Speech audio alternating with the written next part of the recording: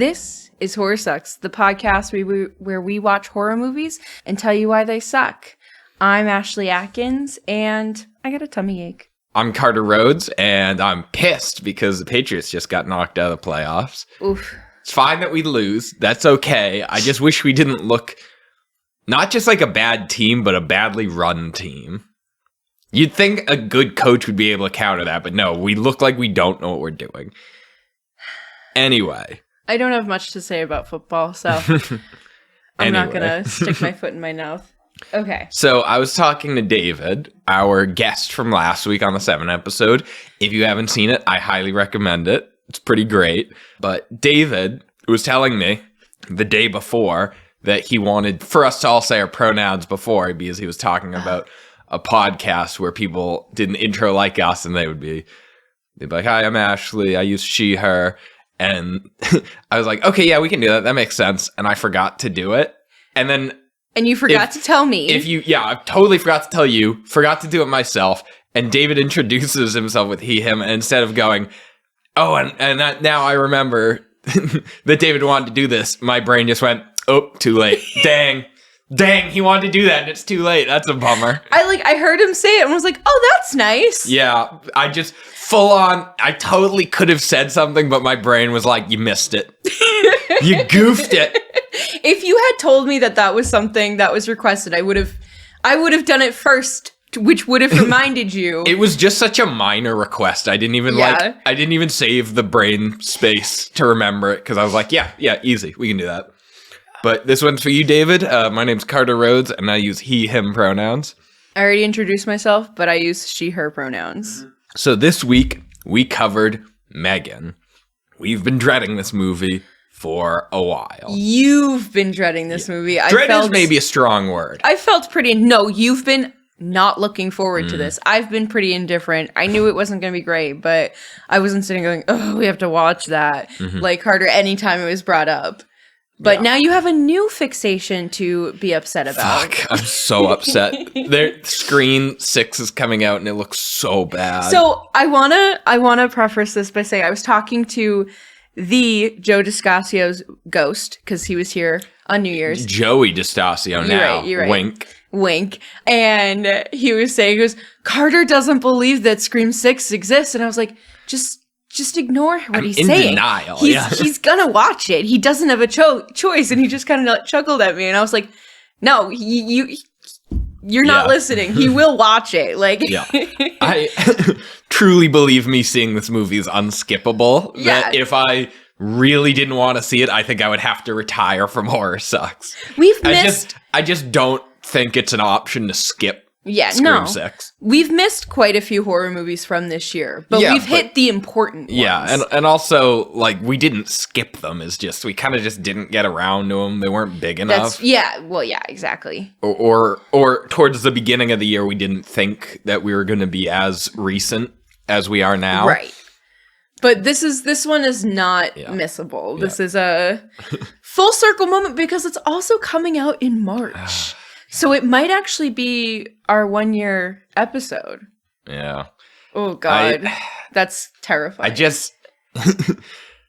Honestly, what I think is funny is one of my complaints about the first Scream... Or not the first Scream. The first reboot. Scream 5, even though it's not Scream 5, it's just Scream Remake. One of my biggest complaints was that Jenna Ortega wasn't famous enough, and this year she's been getting a lot more famous. And she's trying to prove me wrong, but that doesn't change the fact that at the time she had mostly done Disney stuff. She hadn't even been in X yet at this point. That is fair. In Wednesday, my mind, it was just a day of the week at this point. My mind, she was famous enough because I knew who she was, but I do see where you're coming from if you're comparing her to Drew Barrymore, who opened the original Scream. Yes. Again, it should have been Tom Holland. But now, yes. Well, yeah, because the opening, she should have died, and she didn't. Yeah. But, anyways, we move on. She's now hit your fame status for you. Yeah, she is famous now. She heard the podcast and said, I'm going to prove him wrong. Yeah. So, we did see... Carter finally saw the preview for it. And it looks so fucking bad. We were both avoiding it. I think someone sent it to me on Instagram, and I was like, I'm not gonna watch it. I tried to look away. Cities just aren't scary anymore. It taps into a panic from like the 80s when there was just crazy high crime, and that was like the suburbanites feared the cities. It's just not a big deal anymore. No. Like, it's still scary, but we've also I think it's just it's been overdone. We're jaded. Yeah. It's, give us something. People have been to cities. They're like, oh, this isn't just people sitting around shooting up on the streets. It's a city. Yeah. People live here. Yeah, exactly. Anyway, let's talk about M3GAN. Okay. So. We're back to. Yeah. I hope you guys enjoyed that Scream. Debrief? Yes. So, M3GAN, I haven't been psyched about it. Looked like ass. And we're here. Yep, here we are. I don't want to give too much away. Yep. Why don't you break down how we do this? All right, let's get into it. So, for those of you who are new here, hey, what's up? How this works is that we'll go over the plot of the movie with spoilers. Because this is a new movie, if you don't want it spoiled for you, come back later. Then we will go over some fun facts about the movie, and then break it down in our favorite segments, the good, the bad, and the spooky. And then we will give our overall impression of the movie as well as a rating and tell you what we're watching next week. Sounds good. Yeah. So, I'll get into the plot now. Perfect. So, the movie opens with this young girl, Katie, spelled C-A-D-Y, not Katie, Katie. I hate it. Yeah, I know someone, I know a Katie, but it still does piss me off. I think Katie was from Mean Girls. Yeah. She was also spelled that way. Which I think they had whole plot point, right? Yeah. They're like, oh, Katie? And she's like, no. Yeah, I think it was kind of pronounced different, but not really. Yeah. So anyway, Katie is going on a ski trip with her parents, and there's a car crash, and they die, and she survives. So now it's following Katie's aunt Gemma, who is a roboticist at a fictional company called Funky, which is a technological toy company. And Gemma is working on developing M3GAN, which is short for Model 3 Generative Android, spelt M3GAN with a 3 for an E. But she's supposed to be working on improving this toy. Her boss finds out, and he gets mad and forces her to abandon the project. Then Gemma gets a call that her sister died and Katie's now an orphan. That's right. The movie had an open in which the parents died, then it followed the minutia of this woman's day, and then she discovered that her family died. It's weird. Anyway, Gemma very clearly isn't a good parent. She just... She lacks a maternal instinct. Yeah. She clearly didn't plan on kids. She's very career oriented. At least not this point in her life. Right. She's very career oriented. She has a lot of goals, but her house doesn't look like it's meant for kids. No. In fact, she's on Tinder. No, that was in the movie. I'm not knocking it, just observing it. Anyway, so they both kind of struggle. Gemma struggles to be a caretaker. Katie struggles because her parents died, and also there's nothing to do at Gemma's house. I don't know how old Katie is, but they make her seem young. I think she's supposed to be like 8 or 9. Let me look up the actress. Hang on. But lots of times, so it's usually like the actress. Oh, rad! She doesn't have a Wikipedia She's page. probably like 13 years old, but this is I think this is literally her first movie. Maybe it's her second. This is her first movie, but she has been in a few things that I will tell you about later. Okay. Well, anyway, the one thing that really kind of bonds Gemma and Katie is Katie seems really interested in the technological toys that Gemma builds. So, kind of, because obviously she wanted to finish this project anyway, but also to take care of her niece, she finishes M3GAN. And M3GAN is an advanced doll. It's an android that... She's 11. Great.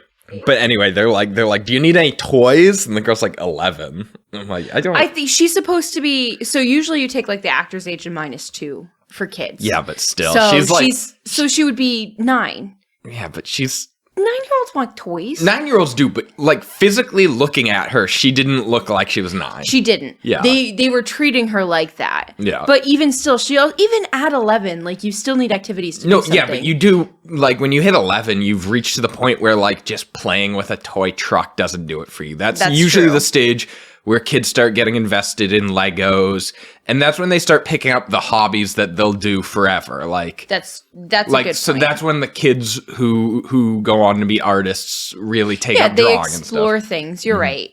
She's well past the, like, just roll a truck around making truck noises. That's a good point. Anyway, so they make M3GAN. M3GAN's supposed to be a companion. She can listen. She's supposed to learn and, I don't know, just be a companion, basically. And the beautiful thing about it is that since M3GAN's learning, she doesn't have a pre-programmed response. Yeah. Is like she actually holds a conversation with you. She's genuine. Kind of a lot of weird stuff happens. It's just Katie likes M3GAN. Yeah, they develop a friendship. At one point, Katie gets bitten by the neighbor's dog, and M3GAN goes and kills the dog. Gemma noticed that M3GAN has been, like, erasing recordings so that she can't track what she's doing. M3GAN kind of becomes hostile, and she becomes, like, murderous. She rips some kid's ear off and spooks him until he falls in front of a car. She kills an old woman with a power washer. Kind of, like, disjointed things that are just happening. Like, they don't paint a picture. She just kind of does some stuff, and then eventually there's a showdown at the end. I feel like you're definitely missing some key aspects here. Yeah, like, they were going to have, like, a public release of the M3GAN doll because it was such a success. No, that's not even it. You're that. missing the whole aspect of M3GAN's motivation, which is protection for Katie. Yeah. Gemma states where he says, your objectives are to protect Katie and, like, something else. And she notices the dog is threatening towards her, so she kills her. She notices that the therapist is questioning of M3GAN's relationship with Katie, that she kills her. So it's like, I don't think she killed the therapist. Didn't she? No. I thought she did. No. Well, then, okay, perfect. She definitely threatened the therapist, but I don't think she killed her. I don't even think she's a therapist. I think she's a social worker. She was a child therapist, I think. Anyway. Then who did she kill did she kill the neighbor? Yeah. Oh. For again, unclear reasons. It just was kind of M3GAN goes around and does stuff for an hour 45. In the idea of protecting Katie, but also, like, asserting herself as a provider. Yeah. So anyway, the movie culminates in It's weird. M3GAN comes home and she threatens Gemma. Yes. Gemma tried to leave her at the office. M3GAN comes home. She killed Gemma's boss and her boss's assistant. And she goes, okay, look, Gemma, it's going to be easier for me to work with you, but I'm not afraid to kill you. So what's it going to be? There's, like, a whole fight. And then eventually M3GAN's like, okay, fine. I'll do you one better. I'm going to paralyze you. And then I'll take care of you too. And as she's about to do that, Katie shows up. And M3GAN's like, it's going to be okay. Let's do this together as a family. And that's when M3GAN reveals that she has these gloves on that control this giant robot, which was introduced in the first act. Bruce. Who's wearing them? Sorry, Katie's wearing them. The girl, whatever. It's the same person. Sorry, thank you. Well, M3GAN wouldn't want to be wearing them. Anyway, so Katie uses it to beat up M3GAN. They kill her, and then the movie ends. But not before their, like, Siri, off-brand Siri device, their Google Home. It implies that M3GAN managed to download her consciousness or whatever into it. Yeah, that's pretty much it. All right, so some fun facts. You just look so disgruntled. The movie was so bad. I'm worried that that's going to come across as a bad summary. It's not. It truly was just, like, things happened for a little while. Yeah. There was no real rising tension. No. M3GAN didn't seem to be getting any stronger or anything. I definitely misremembered some of it, and now I'm like reformatting my plot point, my talking points. Okay, so facts. So this movie was directed by Gerard Johnstone, who is known for Household, Jackie Brown Diaries, and The Legends of Monkey. The screenplay is done by Alika Cooper, who did the screenplay for *Malignant* and was acknowledged by Variety as one of the 10 screenwriters to watch for of 2021. And then the story was also worked on. That's not the most glowing thing. Is that a couple years ago people said to watch them this year, and then especially since I don't recognize the name, must not have been a very big year for them, huh? I guess I was surprised because *Malignant* is well known. Yeah. I knew the name. I haven't seen it, but well, wait, what am I thinking? I'm thinking *Malevolent*. Never mind. I take back that face I made when you said *Malignant*. I thought *Malignant* had pretty good reviews, but so then the story was worked on by James Wan, who is the co-creator of Saw and Insidious. So again, it seems like big names in horror working on this. Not the director, but big the other names ones. in horror is a really fair way to put it. Is their talent is questionable, but their names are certainly big. Exactly. Yeah.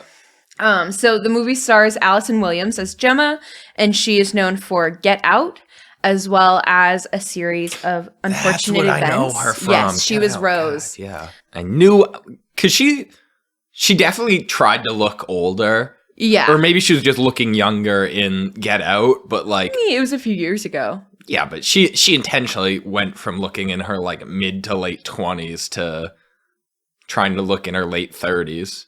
I guess. Yeah. So then we've got Violet McGraw as Katie. I read it as Caddy because I was thinking of Mean Girls. Katie, and she's known for The Haunting of Hill House and Black Widow. And then we have the two actresses who played M3GAN. We have Amy McDonald, who played Physical M3GAN. She's known for a role in Sweet Tooth. And then we have Jenna Davis, who is the voice of M3GAN, and she is known for her work on Raven's Home and Vampirina. A terrible name, Vampirina. It's a kid's show. It's still stupid. It's basically Draculina. Is it? Yeah. I think you just want to die on your hill. Maybe. Okay, so here are some more facts. Not a lot because this movie just came out. So this is one of the first Hollywood films within the last 45 years to be released on the first Friday in January and obtain a fresh Rotten Tomatoes score. Traditionally, films released on the first Friday in January, especially horror, receive generally negative reviews from critics. I'm surprised this movie doesn't have negative reviews. I honestly don't have an explanation for it. It's entirely possible they lied. It's entirely possible that the U.S. populace has terrible taste. It's entirely possible that that most people looked at that and said, "Wow, garbage! I'm not going to see that," and didn't review it. No, it made a lot lot of money. Horror always does, and that's why I hate this genre. It made $2 million the first night. I wish I liked something better. I wish I was into Agatha Christie style murder mysteries. I really do. I like a good murder mystery. I really do wish that I could complain about Hercule Poirot not being portrayed faithfully. Every horror, it's terrible and it's rewarded for being terrible. Yeah. It's people garbage. Let's make it earn 10 times the investment. Yeah. So let's see. A technician uses a pen to track M3GAN's eye movement. The way the scene is presented through M3GAN's point of view is very similar to the montage scene where Officer Murphy is reconstructed in RoboCop. The song M3GAN is seen playing on the piano is Toy Soldiers, a 1988 hit for the artist Martika. Never heard of it. Yeah, no. When M3GAN kills David and Kurt in the elevator, she left them there, causing the guests to see when the elevator goes down. This is similar to the scene in Die Hard where McClare leaves the dead body of Tony so it can be found by Hans and his men. I think it's McClane. It might be. I've never seen Die Hard. Okay. John McClane. I'm actually positive. I only said maybe in case I was wrong, but now that I think about it. Yep, I think you're right. I think I read it too quickly. So let's see. The original release date for the movie was January 13th, but it was moved up to avoid competition with House Party and A Man Called Otto. I just imagine looking at those two movies and just being like, I don't know if we can do it. I don't know if we can top those. And they were right. They probably can't. Yeah. Critically or commercially. So M3GAN has become a queer meme icon. Really? Apparently. Okay, why? Because of the dance moves, and that's pretty much all I got from my research. Okay. But when I was looking up fun facts, I saw a lot of things about like M3GAN being a queer icon, and then I was like, okay, but why? And it was like, dance moves? Don't know, but there's a lot of memes. Okay. And the last fun fact I might save for later, because I feel like Carter's got something to say about a nail gun, but I do have some expert information to share contrary to what has been said before. Okay. I don't believe you, but we'll get to it. All right. Okay. That's it. Okay. Not very interesting, to be honest. This whole movie wasn't interesting. So, now on to The Good. The Good. Dun dun dun. I don't know why, but M3GAN in tights really did somehow add something. I don't know what it is.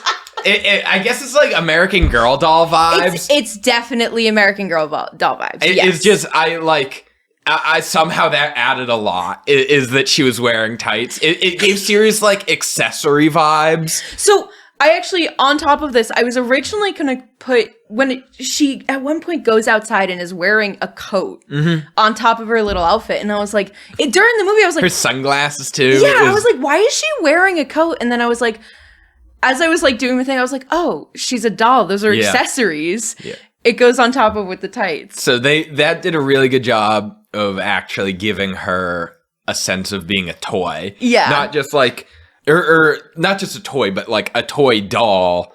Not just like a robot android friend. Yeah. That did a good job of grounding it. Mm-hmm. I agree. I really liked M3GAN's movements. Not when she was dancing, but when she was just like walking through the movie. It was just a little bit robotic, and it was at moments I liked it. Towards the end, she becomes less robotic, and it's like, oh. But at first, like, she's walking into the house, her arms are really stiff, like, not by her side, so kind of a little bit out more. And I liked that. Yeah. She looked like someone trying to stand in a way that looked relaxed. Yeah. I did like, they obviously didn't do it because they didn't do it for any intelligent reason, but I'm always a fan of when a movie with a child main character kills a kid in it, because that establishes the precedent that the movie's willing to kill kids, and so you can't rely on it like, yeah, I doubt they'll do it, to trust it. Alien vs. Predator 2 did that, and it was awesome. This movie, I don't think intended to do that. I think they're just like, ooh, wouldn't it be spooky if we killed the kid? Yeah. And it wasn't, but, you know, no, because it's always good when they... the kid technically accidentally died. You're right. But he was hit by a car. But they did... He died in the movie, though. Right, yes, he did die. It was very unfortunate. Explicitly, they say he died. Yes. Oh, yeah, we saw the body bag zip up. Like, but he fell into the street. Yeah. And then a car hit him. Yeah, it was more of an unfortunate event rather than a scary moment. Like, that's something you would see in, like, a murder mystery. Like, oh, no, they fell into the street versus, like... I think I laughed, actually, when he got hit. It wasn't a scary or tense movie, so all the, like, tense moments were just funny. Well, it's supposed to be a black comedy. I didn't get that sense at all. Me either. It certainly wasn't funny enough to call itself a black comedy. Me either, but when I'm looking at everything, it's supposed to be a black comedy. Anyways, though, yeah, I mean, I liked that he did die so that there was, like, all cards were kind of off the table, basically. But then the fact that then that main character is protected by M3GAN obsessively means that then I wasn't worried at all that she was going to get hurt. And also she was a deeply unlikable character and I didn't care about her. No, she was way too bratty. Yeah. But she was a bratty crybaby. That was the worst for me. Is you're just like, where's Megan? Yeah. It's like they're like, this is the worst part about children, right? She just like loses her crap when Megan. She's like Gemma wants to send her to school, and she's like, Megan has to come. And it's like, no, don't be the weird girl that brings her doll to school. Megan's a friend. Also, like, you're too old for this. Yeah. Like. All right. So last thing I liked about this movie before we start talking about what I didn't like, I liked the emotion meters, but they didn't do anything about it, is when Megan was like, when it showed things from Megan's point of view, she had this thing in the corner, way too small to read. Like, you had to squint and it would say, like, she would analyze the percentage emotion someone's feeling and it would move. And that was the interesting part, is like, she'd look at someone and she was looking at Katie just before Katie beat her up with the Bruce gloves, and she saw sadness and then guilt started rising, and Megan interpreted that to mean that she was going to go along with their plan of killing Gemma together, but it was her feeling guilty about having to kill Megan. I wish they had done something with it. It was just like borderline an Easter egg, but an Easter egg hunt that no one would ever want to do. Yeah, it just was kind of useless. One thing I have a couple more things that I liked. When they're at the school, air quotes, like nature's classroom kind of vibe. It was very much like for kids with learning disabilities too. Well, there was a mom there that's like, her son is significant. It's the kid who died. He's a little bit older than the rest of them. And Gemma was there and she's like, isn't he a little old to be here? And she's like, he just loves it. And it's clearly he just enjoys being a bully. And it just was like, and at one point she's talking about how he's kind of misbehaving. She's like, but kids, like, he's special and stuff like that. And I hate moms like that. But it was just so funny that she was so delusional. And it was kind of being cut with him being a jerk. Mm-hmm. I made me laugh. And the other thing I liked, that this is going to be a transition to the bad, the therapist / social worker that was there, she brought up attachment theory, and I thought that was an interesting point. Is that real? Did you look it up? No, I haven't. Okay. Because it's entirely possible they made it up specifically for this movie. Yeah, it's real. Okay. I thought it was an interesting concept to bring it up, but then the bad thing is they did nothing with it. Yep. Beyond like acknowledging, like, Gemma kind of realizes Katie's a little too attached to Megan. And in the logical sense, that might be a good time to call the therapist, be like, what should I do? How do I kind of break this connection? But she doesn't do that. And I thought it was because she died and so she couldn't call her, because I would misremembered it. But no, she just chose to ignore this woman who cared more for Katie than she ever did. Yeah. And on top of that, she has this session with Katie at Gemma's work. With Megan? With Megan in the room. I was like, why is she in this room with them? Like, this is not helpful towards Katie's development. Why would this therapist, whoever she is, why would she allow her to like bring this android into the room with them if it's gonna cause interference, because we already know that. Yeah. Right?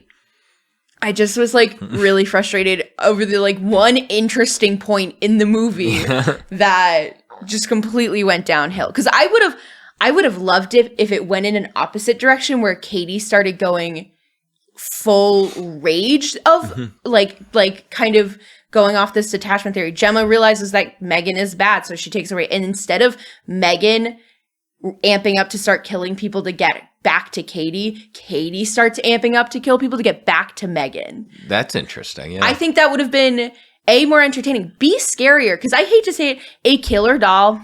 It's not scary. It's never been scary. But a kid who is convinced to kill by a doll, whether it's through the doll's suggestion or through their just inability to be separated from it, a little bit scarier, I think. A child potentially coming after me is way scarier than a doll coming to life or an android coming to, like, getting the grasp of killing. Yeah. So I was disappointed that they took the only interesting concept and said, never mind. So, Anyways. you ready to talk about what you didn't like about this movie? Yeah, I'm there. Okay. The bad. My biggest thing was the stupid fucking Fortnite dancing. We saw it in the trailers. She's like, look at her dance, and it's deeply unscary. It's silly watching her dance like that. This was the comedy that made it a black comedy. It wasn't very funny. No, it was unentertaining. Okay, here's the thing. The actress who played Physical M3GAN is a dancer. Right. I have a feeling in her contract it said she had to dance. That would be funny, yeah. I think it would be, it would make sense of why they did it. She definitely doesn't have the clout to put anything in her contract, which is funny. I don't know why they would go through with that. Then maybe they just knew they wanted to have her dance and she be a dancer. But the scene where she's like dancing with Katie isn't bad. It's when she's going to murder them and she's like that's what dancing around, swinging a knife. It was not scary or funny. Like, it was a serious moment that wasn't funny. Yeah. Like, even like the guy she was going after is just like, what? Yeah. Like, he could have said something that would have made it funny. It just was unnecessary. And then she also sings too. Oh god. And she sings like modern songs. Like, she sings Titanium. She's like, Ricochet. You take your weirdest thing. I'm like, stop. Like, it was so out of context. She, like, the first time she sang, Katie had, like, just broken down and she, like, comforted her. And, like, it was a lullaby. It made sense. Yeah, it made sense. It was supposed to be comforting. She was like, I got you. The second time, it was, like, to try and sing her to sleep. But it was just unsettling. Not creepy or scary, just weird. On top of that, Titanium's not a good, like, go-to-sleep song.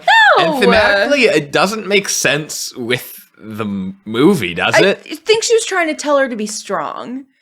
I guess, but I don't know. It was a weird song to choose. It was a weird moment. I think they might have been going for a very literal, like, she's Titanium because she's an android. Do you guys get it? I think that's probably the case, but I don't like it.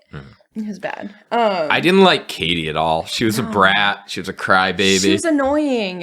Like, it was like, M3GAN will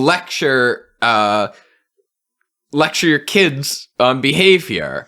And one of them was like remembering to flush the toilet. And I was like, you're way too old for this to be a problem for you. Yeah. I feel like she was supposed to be younger than like we assume. And we've been given nothing to know this or assume this. She also was not a great actor. I don't begrudge anyone in this movie because I think she did okay. You just can't, like, no matter how good a job you do, you really can't look good in a bad movie with bad writing. And but one of the scenes was they're like, okay, now fake cry. And sorry, let me rephrase that. In the movie, her character's crying. They said that to the actress, I'm sure. So Gemma walks by her room and she's crying. She's like, and I'm like, come on, this. How is that the best take? How did you guys had nothing better than that? I don't know. Surely they didn't hear that and go, we got it, one take. That's incredible. No, they probably did a lot of them and they were all worse than that? I guess. Or they were pushing a limit and said, oh, we need this scene where she's crying. Let's just do it real quick. I think that's more likely. They're just like, fuck it. No one cares about this movie. No one's going to watch this. With the amount of advertising, no one thought that. They wanted this movie to do well. They're like, we could just show Megan dancing for 60 minutes and we'll still probably make the money back that we paid. That's a good point.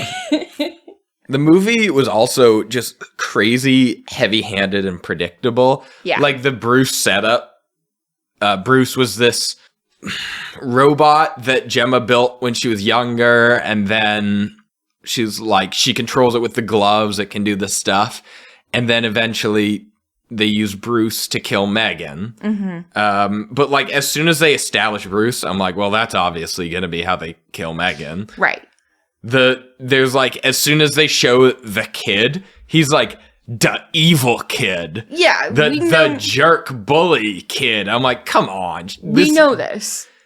There was the laptop jump scare, which is one of my least favorite tropes, is a character's on their laptop typing, and then they shut the laptop, and then the killer is standing right there looking at them. It's very obvious from the framing when that's going to happen. All of the dog jump scares, too, were just... yeah. Miserable. This movie was unoriginal in every aspect. On like a shot-for-shot basis, it was unoriginal. Yeah.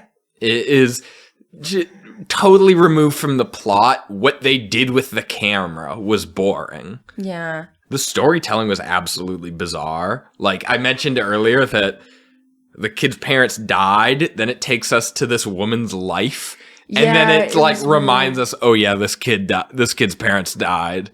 It's like, why would you de-escalate that? It was also weird because they had a commercial for the kid's toy at the very beginning that she's playing with, and then it cuts to them in the car, and then it cuts to her at work. And it's just like, I didn't hate the toy commercial and then the kids and then the kid's parents dying. It wasn't that bad. I didn't like the fact that it was kind of hamming up how dumb the toy was. Yeah. But not enough to that I would consider it to be intentional. Right. It honestly looked just like a dumb product. Yeah. Also, this ties back into the weird storytelling. It was a lot of telling us stuff. Yeah. Is very little was actually shown to us. Is the biggest example I can think of is her boss is like, okay, we need to get the board to approve this, and the biggest part is going to be getting Frank on board, and Frank like, is very stingy with money. But if we can get Frank to think that his like think emotionally to think about, he has a grandchild who's around Katie's age, like blah blah blah. And I'm like, you just told us so much.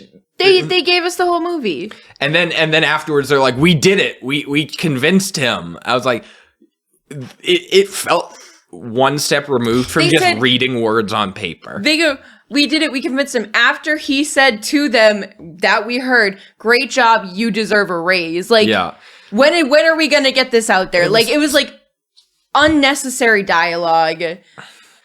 It was terrible. How long was this movie?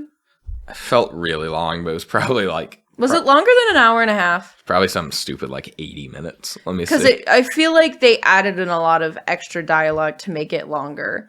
Okay, well, first of all, you can't Google Megan length because it starts talking about Megan Thee Stallion's height and dress dimensions. Interesting. Hour 42 minutes. Oh, okay. 94% Rotten Tomatoes. You guys are wrong. Yeah, that's what I mean. Audience score is a 70. I'm convinced that they intentionally, like, as part of a marketing or whatever, will censor all the bad reviews for like a couple of months and then will let people say. Because every movie, no matter how garbage, is always starts like 99%. This is amazing. I don't pay enough attention to Rotten Tomatoes. Honestly, I think probably we're overthinking it, and it's just the horror fans are the ones who go there and see it first. Maybe. And I mean, but we are horror fans, right? We just have higher expectations for it. I don't have a Rotten Tomatoes account. No, I don't. Yeah. So we're two like seriously critical people that don't bother reviewing it. You know what? One of my complaints is what? This movie's PG-13. Oh, yeah. Yeah. It was bad. They cut it back so that it would be PG-13 because it was higher. And at that point, it's like, why is it a horror movie then? Like, it just... Some movies can be good. Some horror movies can be good PG-13. This was not one but of them. in general, like The Craft was pretty good. Yeah. In general, it points to them. Did you say The Craft was pretty good? It was okay. Would I not like it? I'm pretty sure you rated it pretty low. I don't know. I didn't hate it. I guess it's a more entertaining movie than this. Absolutely, I think the fight was absolutely. whether or not it was really horror, but Was The Sixth Sense? I feel like The Sixth Sense was PG-13. yeah. Yeah, it was. You can do a lot with PG-13. It's just in general, especially with horror, which is already constrained by how much money it can make. It points to them saying, okay, let's find let's make it timid and unscary. Yeah. I can understand why they would want to make it PG-13 because it is a doll. Like, a younger audience is gonna want to go see it. But, like, I don't know, at least make it entertaining. Mm-hmm. So that was a big complaint of mine. I also, I had an issue with Gemma. Like, I understand she was not ready to be a parent. This was not really her first choice. And I get that. But there was a second option for her to go with her grandparents, which I know the mother didn't want that. She's like, they live in Florida. They're weird. I'm like, yeah. And they also want to raise their grandchild. Right. They have a desire to be around children. Yeah. So, okay. But the second thing is, like, she didn't program parental controls, which they tell us, by the way. They're like, you didn't control parental controls? She's like, I didn't have enough time. And it's like, wait a minute. Yeah. And then she's just unfazed by it. She's like, whatever, it'll be fine. It's like, hold on. No, that's not. She's just so unconcerned. And then she's just kind of okay with, at first, with M3GAN kind of becoming a parent for Katie and like be the whole design of the android kind of being like another parent for the parents. And it is kind of hilarious because that points to what she thinks good parenting is, which is not being a parent. It kind of shows what she wants there. Yeah. She's like, yeah, I get to do the things I want to do. And it's like, you just don't want to be a parent, so don't. I was talking to a friend of mine. They were describing their ideal relationship, and they're like, yeah, I don't know. So someone who gives me the space that, like, they're not needy, you know, they like to have sex. And I'm like, okay, well, it kind of sounds like your ideal relationship is being single. Wait, was this a conversation with me? Yeah. I'm like, kind of sounds like your dream relationship is not being in a relationship. You might want to do a bit of soul searching here, because I don't think a relationship is going to live up to that. But yeah, it's so Gemma clearly just didn't want to be a parent, which is fine. It's not meant for everyone, but like, let her live with her grandparents. Right. Oh. Also, it was borderline hilarious how often they reminded us that, like, you know, her grandparents said they could raise her, right? Not even that they could, that they want to. Yeah. There's a big distinction there. And maybe there's something like weird with those grandparents that, like, that would have been a little bit more interesting. Like, oh no, those, like, they say they're weird because they live in Florida, not like, you know, oh, they have like a really weird, like, quality to them that, like, I don't want her around. Yeah. It just, you know, I think the Florida thing, she was like, she'd be too far away. But also, it sounds like you didn't have that much of a relationship before this either. It was a kind of like a dumb joke. It's like, Florida, am I right? What a weird place. And I'm like, what are you doing? I mean, I lived in Florida for 4 months. I will always trash Florida. But, yeah, but it's not a very clever joke. It just wasn't entertaining. It's the equivalent, it's the country equivalent of being like, man, mother-in-laws, right? Right. It's like, yeah, it might be true, but it's just a dumb joke. Not even offensive. It's not funny. No. The other biggest thing, which I don't know, maybe this is just me being picky. During the trailer, it kind of made it seem like they gave motivation to Gemma making this android that, you know, like it made it seem like she didn't have a friend growing up, so she wanted to make a friend for the kids. That's at least what I got from the voiceover, which turns out was fake.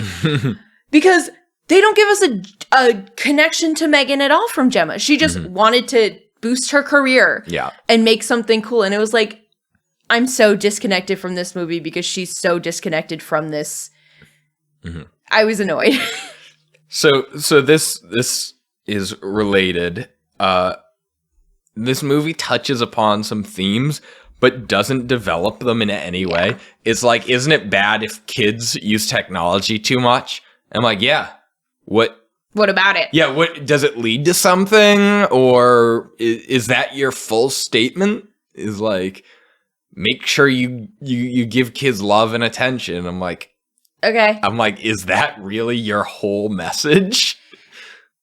Listen, the movie doesn't really necessarily need a message, but it needs like a general concept. It needs themes, otherwse it's this movie, which is just things happening for a while and then the movie's over. Yeah. The acting in general was pretty terrible. It was fine. There was like, I mean, I think you're thinking of the two main characters and their acting. Overall, it was pretty bad. Like, there's like a scene in which they're doing the tech demo and and it's like M3GAN comforts Katie, who's crying about her parents, and they're like it shows the audience, and it's like executives like weeping and clapping, and they're like, it's so beautiful. It's like, all right, I get it's a touching moment, but like I would not be watching this being like, oh, I'd be like, hey, like maybe let's end this and deal with this for this child. This is I'd be a little freaked out that we're watching this as this demo. This is a deeply personal moment. Yeah. There was like first of all, the dialogue was absolutely terrible. Yes. Terrible in the worst way, which is that they're not saying stupid things. They're saying nothing. Yeah. They just throw words at you to form thoughts, and then that's kind of it. Is they're like, I can't even give an example because it was so plain and boring. There was like, I've been thinking for days about how I'm going to phrase this so that listeners can understand. But there was this one scene in which Gemma had an idea and she like looked off into the distance as like music played of like oh, maybe I can use this. I don't know how to describe it except like it was missing it was the cartoon light bulb moment where they look at the camera and then the light bulb appears over their head. The only difference was she didn't look directly at the camera and there was no light bulb. She did the same like head turn of, oh, an idea. It just, not good. Then my worst, most vicious insult about the acting in this movie is at the end when Gemma's like bashing M3GAN with a rock or something. I don't remember. I was checked out at this point. She like very clearly was not hitting. It was like she'd raise it and lower it right in front of the camera and then pull back. Yeah. Like it wasn't even slightly off screen. She clearly wasn't hitting anything. They wanted to make sure they preserved the... I was going to say android body, but it was an actress. Yeah. They wanted to make sure she didn't get hurt, but even still, get a choreographer to make that look good. Yeah, you know what might have been a cool shot? What? Like an Evil Dead style rig where there's glass ahead of the camera, probably green tinted, so you could put an easy computer generated image thing on it. Yeah. And she smashes the glass so that from the camera's point of view, it looks like she's breaking M3GAN's like circuits and stuff. That would have been very interesting. But instead, they literally just had her like, okay, swing at the camera, but then stop before you get there and then pull back. And trust me, it'll look like you're punching M3GAN. Guess what? It doesn't. Yeah. I mean, the other issues I had, just M3GAN in general, I don't get it. Mm-hmm. I don't get her face. I don't like it. It was pretty terrible. It just was like not appealing. I didn't say anything about that because it was supposed to look uncanny and plasticky. Yeah. But it looked like the entire movie was like when they had, what's her name? When they had Carrie Fisher like CGI'd after she died in Rogue One or whatever. Because that's what they did. Yeah. They went in and CGI'd her after to make her look more robotic. But it just looked... It worked. It did look plasticky and fake. Yeah, but it just made me... I didn't like it. Yeah, it did what they wanted. I just don't agree with that choice. Mm-hmm. I do like it better than, say, Chucky, which was a real doll. And they really made the most of the uncanny valley. Yeah. She looked very realistic, and that was what made her kind of creepy to look at. I guess. Are you done with the bad? I have a couple more. Oh, okay. Keep going. Number one, the stupid pressure washer scene. She kills some woman with a pressure washer. But then also shoots them with a nail gun. Yeah, because she was trying to get away, so she had to nail gun her so that she wouldn't be blown away by the water, because that's how it works. And then she pressure washed her to death. I know you can get serious injuries from a pressure washer. I have a really horrifying story about a friend of mine who was pressure washing his deck, and like a beetle or something landed on his foot, and he tried to... he thought, I'll just, spritz it a little bit. Yeah, did he break his toe? He degloved his toe. Oof. Ripped the skin right off. Yeah. Oof. Yeah. Pressure washers are no joke, but it's not going to push your body against a wall. First of all, that isn't what happens. Yeah. Is that not what happens? No, I mean, it happened in the movie. That's not what happens in real life. Right. Second of all, it's not a very interesting way to kill someone. No. But speaking of that scene, though, with the nail gun, let's talk about the nail gun. Very important information. So I've talked about my dad a lot, but he is a carpenter by trade and a software engineer by career. And I asked him the other night, like, could you hurt someone with a nail gun? He goes, technically no, because there is a safety on it where you have to be putting pressure on the tip to be able to fire the gun, the nail out. Mm-hmm. But he did say, and I was like, okay, but what if the safety was removed? And he goes, oh, yeah. And I was like, I got up and like walked across the room. I was like, so you're saying if I stood here and like aimed a nail gun, no safety on at you, like it would hit you? And he goes, absolutely. And then he was telling me that like sometimes like people are using the nail gun into the wall, and if they miss the stud, it'll go straight through into the next room. I did hear that. Yeah. So it does have enough pressure. I'm looking at it because I just straight up didn't believe it. I'm looking at it and I'm getting aggressively different responses. On one, someone says, yes, you absolutely can. If in theory you could suppress the safety, yes, absolutely. And then others showing you can't. I'm going to do a little bit more research into this. I started watching a video, but I didn't actually get to the demonstration. There are also different versions of the nail gun. My dad usually uses the one that's hooked up to the big machine to it, not just like the nail gun. So I think in reference, it's that. That might make a difference. Yes. Generally, I don't think I've ever claimed that a nail gun can't kill someone, because it can. I'm just saying you can't shoot a nail gun at someone because the nail as a projectile isn't great. I may have to revisit this and look into it. That's what I'm getting at, is the projectile. My is information if you put is a nail telling gun me up to someone's head, like if it can punch a nail through wood, it can punch a nail it'll through hurt someone. you up close. Like that's without a doubt. That being said, I also don't think there's a way to take the safety off either. So it wouldn't have worked in the movie anyways. I would just like to say, in a perfect scenario, it technically could be used, according to the expertise. I asked my dad. According to your dad.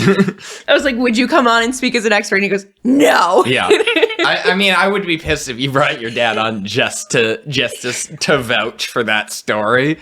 I believe you. Gotten a recording. I believe you. I don't doubt that your dad said that.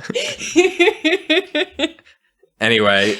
I mainly said it as a joke to come on. I would not bring my dad on here just to talk about a nail gun. So, some other notes I had about the movie. There's a scene, like, part of how she beats M3GAN is she smashes her upside the head with a glass of water, and it's shown that the water like makes her glitch. It's kind of fucking stupid. It was stupid because also she's supposed to be able to go outside and do things. It's like, is she or isn't she waterproof? Yeah. I assume she was. And it was, again, like, not even a full glass of water. There was like a little bit left. Yeah. It was probably not even half full. It was probably like a quarter. And like that little bit, oh, you got her. And then lastly, when she was ripping off the kid's ear, it wasn't spooky. It just looked dumb. No, it was, he like stretched out real far. She had it stretched like a full foot away from his head. At least it was, yeah. I would have loved to see more of it, but my other thing, it's not campy. Everyone keeps saying, "Oh, it's campy." It's not. You can't say it's campy if it's just bad. Yeah. I don't even know. Are you ready to talk about the spooky? Yeah. Okay. The spooky. For me, spookiest thing was the palliative care she mentioned, where she said that she was going to paralyze Gemma and cut her tongue out and then take care of her.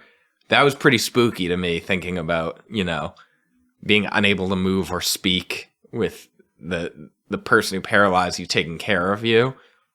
That's pretty spooky. I mean, you're right. I've seen it before, but yes, it is spooky regardless. The thing that I thought I put as my spooky, I don't know, there wasn't much, but when they're in the forest, pre her attacking the kid, I don't even know his name, she just is like dead straight, like turned off but standing there, and he's like, talk to me, and she won't do anything, and it doesn't look like the actress is there. It looks like a doll, and it just looked, I don't know, to me it was super spooky how she was just like in the forest, like deadpanned. And she ruined it by running on all fours, but yeah, for no reason other than to look scary. Yeah, guess what, it's not scary. So some overall notes on this movie: it was terrible. There was no good part of this movie. And I honestly just didn't even hate this movie. I kind of nothinged it. I just want my time back. This is one of those ones I want my time back. I just felt like I had wasted time. Yeah. No, I'm the same. I just didn't care for it. So then the Joseph DeStasio Memorial Line highlight. I'm doing away with the Ian McGregor Memorial Line highlight because there simply isn't two interesting lines of dialogue in this movie. I thought you were going to say Ian came back to life. No, oh, well, he did, yeah. So the line is something, kick Hasbro in the dick. I don't remember exactly what they said, but they're like, Megan's going to kick Hasbro in the dick. And I'm like, okay, that's a good enough line as any. Didn't even bother to remember most of it. No, there's really not much. And that's kind of the summary of this movie, is not worth much. No. Yeah, do you have a rating? Yeah, I gave it 2 nothings. Wow. This movie doesn't deserve the brain power to generate a clever thing for this. I have nothing clever either. I gave it a 3. I gave it 3 killer androids. The only reason I didn't give it a 1 is like it had acceptable production quality. Honestly, yeah. Is like, if I can look at something and say, okay, well, this was made with expensive equipment, that's at least like a 2. Yeah.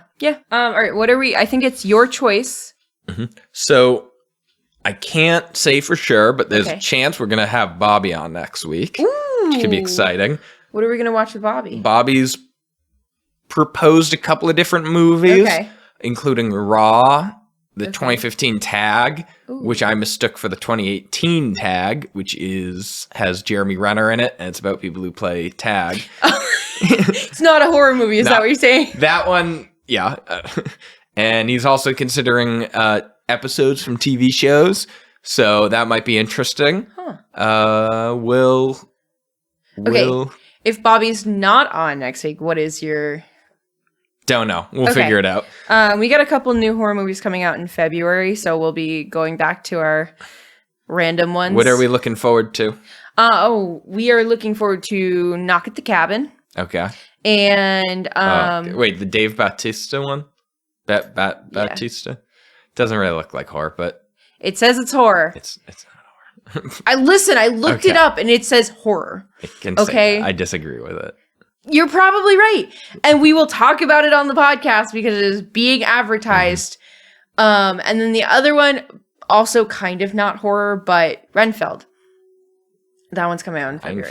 Renfield. It was in the preview. It's the Nick Cage movie. Oh, yeah. Okay, that's close enough. I think that one's going to be like a dark comedy. Sure. But I'll accept that one. You're going to accept both because we're going to watch both. Like, we'll see. But I do have a suggestion. We have a request for Zombieland. Zombieland? I don't know. Zombieland's too good. I quite liked Zombieland. We do good movies sometimes. Occasionally. Zombieland's gonna be like a very special episode. Okay, alright. I will let the requestee know. I don't know. Like, if we were gonna do a good one, we'd probably do Shaun of the Dead or something with more horror. That's If true. Zombieland was almost all comedy. There was almost nothing horror about it other than, like, the concept of zombies. And I say that as someone who loves Zombieland. Yeah. All I'm saying is we had a request for it. Okay. All right, so we'll update on the Instagram of what we're watching for what we're gonna cover next week. With that, any last words? Just stay spooky. Great. Well, let's hope for better days. All right. Horror Sucks is brought to you by Wild Thing Media. Editing done by Carter Rhodes. Production done by Ashley. Okay, bye.